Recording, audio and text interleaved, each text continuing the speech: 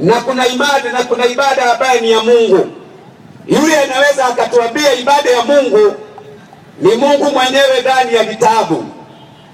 Mwalimu wa Kiislamu amezungumzia ibada kama kutawadha, amezungumzia ibada kama kutoa viatu, amezungumzia saumu na amezungumzia nyimbo.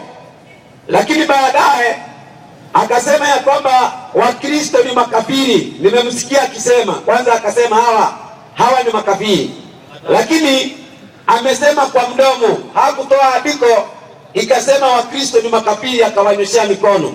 Lakini mimi natoa andiko ndani ya Qur'ani, Waislamu ni makafiri. 3:11 Qur'ani inasemaje? Mwendo wa hawa makafiri wa umma wako nani? Nabii Muhammad. Kumbe makafiri wanapatikana kwa umma wa nani? Wa Muhammad. Kwa hivyo Waislamu ndio makafiri. Hiyo ni andiko nimekupa Musa. Sasa nataka niweze kuangalia kutawadha ambaye Waislamu mnatawadha. Msitudanganye ya kwamba mnatawadha kama vile walivyokuwa wanatawadha manabii wa zamani.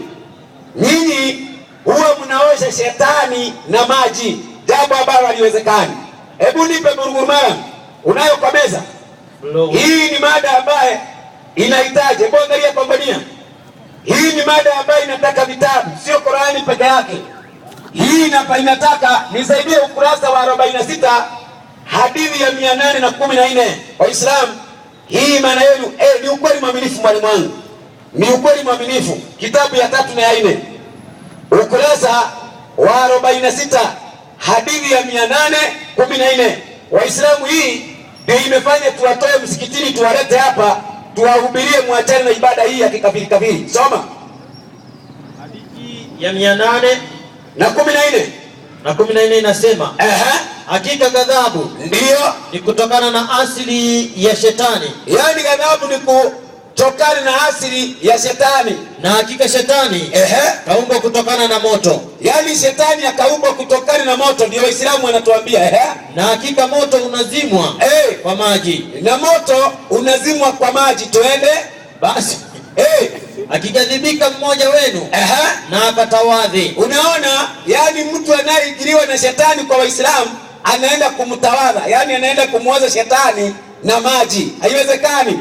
Dhambi hawezi ukaosha na maji, ndugu yangu Musa. Hebu nipe Yeremia 2:22. Hii ndio tunawaambia imani ya Waislamu na ibada yao ni ya kujitungia. Kwa manabii hakuna ibada kama hiyo. Hebu soma. Inasemaje? 22. Ndio. Maana ujapojiosha kwa magadi na kujipatia sabuni nyingi, ndio, lakini uovu wako umefanyaje? Umeandikwa mbele zangu, asema Bwana Mungu. Hata ukajioga na ukaoga na sabuni, na wewe ni mdhambi, dhambi yako bado itaendelea. Hawezi ukaosha dhambi na maji alafu ukaja kumlazimishia Yesu ya kwamba alitawadha watu. Hiyo ambayo ulienda kumsababishia Yesu ilikuwa ni baada ama ni kabla ya Pasaka. Hiyo ni ibada ya Pasaka. Nyinyi Waislamu Pasaka hamfanyi. Sasa hiyo Yesu ulikuwa unaenda kufanya nini huko? Hiyo hata sina haja kushinda nikikufuata huko. Kwa maana ilikuwa ni ibada ya Pasaka. Kabla ya Pasaka Yesu akaosha wanafunzi wake miguu. Lakini baadaye Yesu hakuambia wajitawadhe. Aliwaambiaje? 13 hadi 14 kitabu cha Yohana. Twende vitu 14 Yohana. Inasema hivi. Inasemaje? 13:14 inasema basi ikiwa mimi niliye Bwana na mwalimu ndio nimewatawadha miguu, imewapasa vivyo kutawadhana miguu ninyi kwa ninyi. Yesu anasema kabla ya Pasaka tutawadhane, na hivyo ndio tunafanyaga. Kabla hatujakula Pasaka mimi namtawadha mwenzangu, lakini nyinyi mnaenda kuchukua maji, wewe unajitawadha. Hiyo na ya Yesu ni vitu mbili tofauti. Hiyo imekufa. Sasa akakuja kama kutoa viatu. Kutoa viatu, Musa, naomba andiko moja kwenye Qur'ani kuanzia sura ya 1 mpaka sura ya mwisho. Mnaambiwa muende mkaswali bila viatu. Mimi nakupa andiko, wewe ukiswali uswali na viatu. Nipe hiyo burugumara. Hadithi ya 171. Hiyo ni andiko yetu Waislamu. Inawaambia mkienda kuswali muswali na viatu. Tena hata Mtume Muhammad aliswali na viatu. Ukitaka hiyo andiko nitakupa. Soma. Inasema ndio. Abu Saidi amesimulia. Anasemaje? Mtume amesema yeyote miongoni mwenu ndio atakapoenda msikitini basi atizame akiona uchafu au najisi katika viatu vyake afanyeje? Aondoe, alafu kisha aswalie navyo. Kumbe Waislamu wameambiwa waswali na nini? Na viatu. Hiyo imani yenu ya kutoa viatu ni ya kujitungia. Wakristo nao watoe viatu ama waswali na viatu. Nipe kitabu cha Yeremia 2:25. Inasemaje? Zuia mguu wako usikose kiatu. Kumbe hata Wakristo wameambiwa wazuie mguu usikose nini? Kiatu. Hiyo imekufa. Tuende kwa ya Saumu. Hebu nipe 6:16 kitabu cha Mathayo. Hiyo saumu yenu ni haramu. Kwa maana mnafunga alafu mnatangazia watu. Alafu yenu si saumu. Mnakula usiku mzima alafu mnadanganya mmefunga na mnakuwa mmeshiba. Hiyo hakuna kitu hapo. Soma hiyo Yesu. Kazi ni kuteua. Nyinyi mnakula usiku alafu mchana mnatambia saumu. Wapi na mmeshiba? Soma. Inasema ndio. Tena mfungapo. Mfungapo msiwe kama wanafiki. Yaani Wakristo wakati wanapofunga hawafanani na wanafiki. Kwani wanafiki wanafanyaje? Wenye uso wa kukunjamana. Maana ujiimbua nyuso zao. Ndio. Ili waonekane na watu kwamba huwa wanafunga. Hiyo sisi tukifunga Wakristo hatusemi, lakini yenu kwa sababu ni ya wanafiki mnashida hapa mkitutangazia. Tumefunga. Tumefunga. Musa, wewe ulifungaje? Tiza Torati mpaka kwa TV. Mpaka kwa TV mnatuambia mmefunga. Yetu tunafunga na hamjuai. Inasema tiza Torati. Na hapo nilipokwea mlimani ndio kwenda kuzipokea mbao za mawe. Nazo ni mbao za agano Bwana alilofanya nanyi. Safi. Ndipo nikakaa mle mlimani siku 40. Ndio. Usiku na mchana. Maliza. Sikula chakula wala kunywa maji. Kumbe Musa anafunga usiku na nini? Na mchana. Na hawa usiku mzima wanafunga, wanakula, alafu wanatudanganya mchana wamefunga na wameshiba. Yaani ni kama mtu anaitwa washman ambaye anakuwa usiku halali, mchana analala.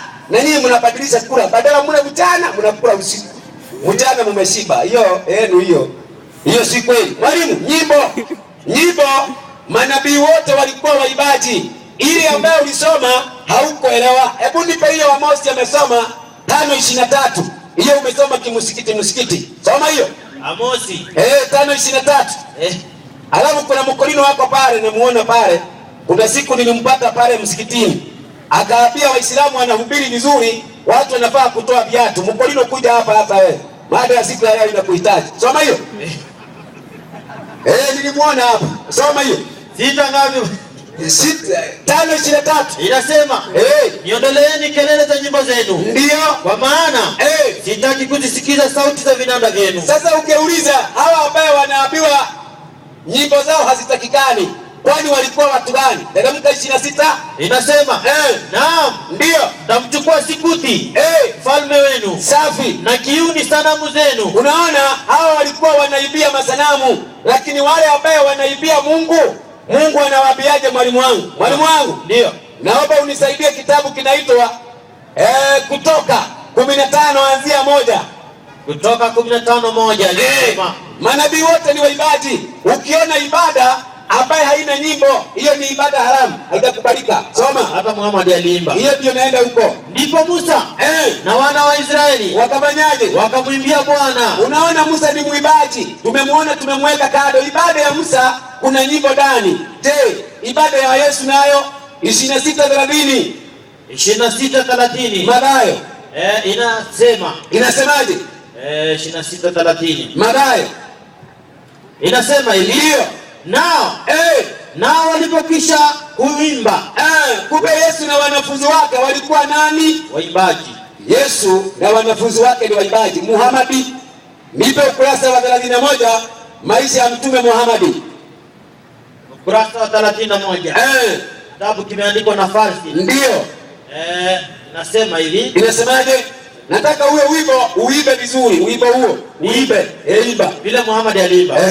La ukuwa utu wema unaweka yoyote. Fanya hivi Musa, nasikia raha duniani. Tena kuna wakati aliimba hapa wimbo akasema hivi, Sabato ya Bwana ni nzuri. Lakini saa hii msikitini hakuna nyimbo. Nitakuonyesha kwa nini hakuna. Twende. Mtume alifurahi na nyimbo hii, akafanyaje? Na akaachia watu wafanyaje? Kama Musa waimbe. Kumbe hata Waislamu aliachiwa na mtume wafanyaje? Waimbe. Kwa nini Waislamu hawaimbi? Nipe Nehemia 13:10. Kwa nini kwa msikiti hakuna nyimbo saa hii? Twende. Nehemia 13:10. Nehemia imejificha hapa. 13:10 inasema hivi. Ndio sababu hii. Inasemaje? Tena nikaona ya kwamba Walawi hawakupewa sehemu zao. Maliza. Basi wamekimbia. Nani? Walawi na nani? Na waimbaji. Maliza. Waliofanya kazi kila mtu shambani kwake. Ndipo nikagombana na nani? Na mashehe. Kumbe waimbaji walipotea, alafu wakagombana na nani? Mashehe. Kwa hivyo mashehe ndio walikula pesa ya kwaya ikapotea msikitini. Mwalimu wangu hakuja apinge. Sasa kwa nini leo tukaweka hii mada? Kwa sababu Mungu anasemaje? Wakolosai 2:23 inasema. Ndio, Wakolosai 2:23. Kwa nini leo tumeamua kuweka mada inasema ibada ya kweli? Soma hiyo. Inasema mambo hayo yanaonekana kana kwamba ndio yana hekima katika namna ya ibada mliojitungia wenyewe. Kumbe Biblia inajua kuna watu wana ibada ambazo wao wenyewe wamefanyaje? Wametunga. Kama gani? 258 Qur'ani. Hiyo ibada ambayo Waislamu wanafanya, kama wewe Musa ni mkweli, kuja toa nabii aliyefanya ibada kama hiyo. Ninakusomea hapo kwa Qur'ani. Soma. Hakika ndio Safa na Marwa, majabali mawili yanayofanyiwa ibada ya kusai. Wapi? Huko. Wapi? Makka. Sasa kuja toa nabii mmoja aliyefanya ibada ya kusubuka Safa na Marwa, majabali ambaye yako Makka. Kuja toa, useme ni Ibrahim, useme ni Musa, ama useme ni Yesu. Kama hao hawakuwa na ibada kama hiyo yenye ni ya kujitungia, sio ya kweli. Sasa wewe Musa, hiyo ibada wachane naye, wachane na Uislamu, kuja kwa ibada ya kweli ya Yesu Kristo. Mwalimu wangu, naam, nimeisha dakika zangu bado. Sasa alafu kuna ibada nyingine Waislamu mnafanya, kuangalia huku Maka wakati mnapoomba. Mimi hiyo kibla Yesu alikuja akakataa, akasema wale waabudu halisi, wale wanaabudu Mungu kweli, hawaangalii pende moja. Kwa nini? Yohana 4:24 inasema ndio Mungu ni roho, nao waabuduo imewapasa kumwabudu katika roho na nini? Na kweli. Kumbe sio lazima uangalie pande fulani, unamwabudu Mungu katika roho na nini? Na kweli. Sasa Mungu wa Uislamu ni kama network. Ukiomba ukiangalia huku asikii, lazima uangalie hapo. Sasa nyinyi Waislamu, hiyo kibla kwa Mungu hakuna. Nafikiri nimeeleweka, hakuna haja nipigiwe kengele. Sasa nakungojea dakika 10 alafu ndio nikufundishe. Nashukuru mwalimu. Mbakisha dakika moja na ndio hivyo. Kwa hivyo hiyo alikuwa